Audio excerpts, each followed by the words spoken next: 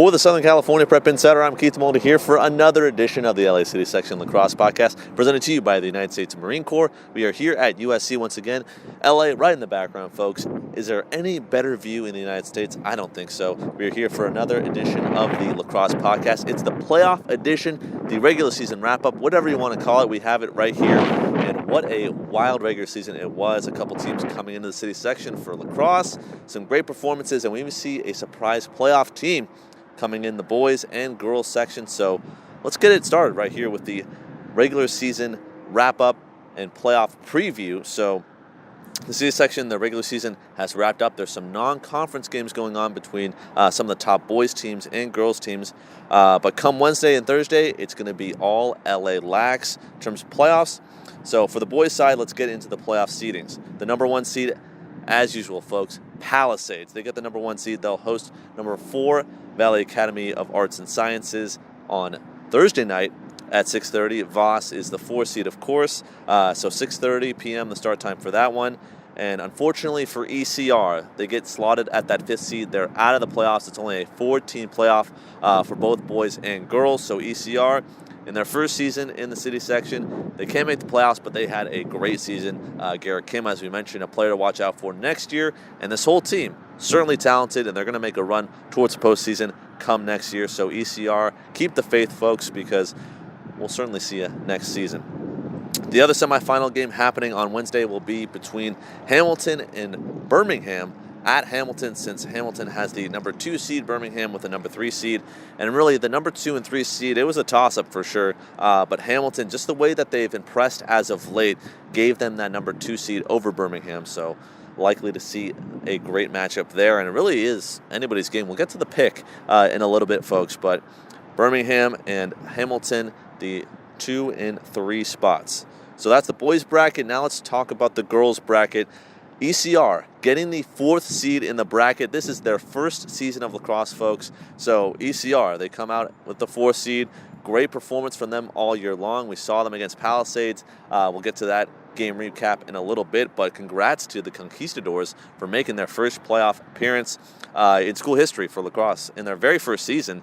Definitely not an easy task to do, so congrats to you guys out there at El Camino Real. That said, they're playing a very tough team, which they already lost to last week in the Palisades Dolphins. That will also be on Thursday, so you got the boys game. Both Palisades teams are number 1 right now in the section in terms of their playoff seeding. So they go 5 o'clock for the girls game and then 6:30 for the boys game. So it will certainly be a packed Thursday. I will, of course, be out there getting those highlights and as well as those interviews. That said, looking at the 2 and 3 seeds, again, just like the boys, folks, it's going to be Birmingham and Hamilton. This time, though, Birmingham gets the number 2 seed, and Hamilton will be the 3 seed because Birmingham, they had a win over Palisades, which gives them that bump over Hamilton. So that game will be at Birmingham, whereas the boys game will be at Hamilton on Wednesday at 3 p.m. So with that said, those are the playoff matchups, but the top 8 and top 9 for boys and girls, a little bit different this week, and we have a major shakeup. We'll get to that in a little bit. For the boys, though, the top 9, let's go off. The regular season, Palisades was the number 1 team throughout. Just like Narbonne in football, just like, all these other teams that we've seen just dominate certain sports, like the Westchesters, the Fairfaxes, always the top team in the section. So Palisades, the number 1 team. Then we go Hamilton, Birmingham, Voss at 4, El Camino Real at 5, North Valley Military Institute at 6, Hollywood at 7, Westchester at 8, and Jordan at 9. Looking at some of the scores, which gave us these rankings, Hollywood with a 7-5 win over Jordan, and then Voss with a 13-2 win over NVMI. They also had a 11-4 win over NVMI. Then you had a forfeit win for Voss over Hollywood. There was a lack of players there, so Hollywood had to forfeit that game. Birmingham with an 8-6 win over Grace Brethren. Hamilton with an 11-2 win over Westchester. ECR with another win over Grace Brethren, this time 5-0. And then Hamilton crushed Long Beach Poly 18-10 in that one. And then Oak Park, as predicted in last week's podcast, fell to Palisades, or actually beat Palisades 12-10. Palisades fell to Oak Park, however you want to say it. Palisades, unfortunately, with a non-conference loss, but they still stay number 1 in section because of what they've shown in section this year. So with that said, the section play is done, but now there's some non-conference games before playoffs begin. So Palisades will play at Sierra Canyon on Tuesday, and then Royal will play Birmingham today. This podcast is shot on Monday, so today will be Birmingham going into Royal and Simi Valley, and that's a tough team out there in the Valley. So Birmingham likely to challenge Royal, but I'm not sure if they'll exactly get a win. We'll see what happens. We'll have that update for you as soon as we can. So with that said, everything is done, folks. The playoffs are now upon us. Let's get to some picks. Palisades taking on Voss at home. My pick, got to go with the Dolphins. This entire season, like Narbonne, they've been unbeatable, especially inside the city section. Their goaltending is fantastic, but their offense is just so good. Machio Rizzone, one of the better scorers in the section. We see Jack O'Rourke as well coming from behind the line, scoring a couple goals. And they're just a complete team, folks. They are complete through and through. Defensively, offensively, they can do it all. Give me Palisades in that one over Voss. Then for Birmingham and Hamilton, this was a toss-up for me, folks, because Hamilton, they're a great scoring team. They looked a lot better against Palisades than Birmingham did. But that said, I'm going to take Birmingham just because Birmingham, they had some big wins in the section, and I think that they played a little bit better than Hamilton did down the stretch. Hamilton didn't have a 18-10 win over Long Beach Poly, but I think it's going to be Birmingham. I don't know. Something about those Pats just strikes me that sort of way. So with that said, my prediction, since this is the playoff podcast, who's going to win it all? In the final, Palisades-Birmingham, I'm going to say it's going to be Palisades. The Dolphins have shown all year long that they're the number one team in the section for a reason. Their offense is loaded. Their defense is loaded. That whole, Kevin Donovan, that whole coaching staff, they're experienced for sure. So I'm going to take Palisades to win it all for the boys' side. Now looking over at the girls' side, it is a much different story. And there's a shakeup, by the way, in the top 8.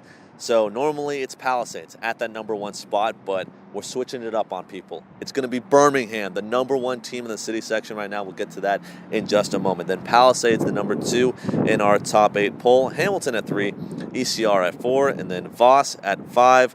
North Valley Military Institute at 6, and then Hollywood and Westchester to round it out. So people are saying, why is Birmingham over Palisades? And here's why, folks. A 9-7 win for Birmingham over Palisades on Friday. That was a huge win. And right now, the momentum is all inside the Pats' favor right now.